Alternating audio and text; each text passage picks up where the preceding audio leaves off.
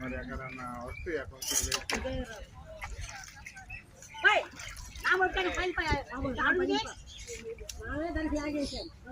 లాగేశారు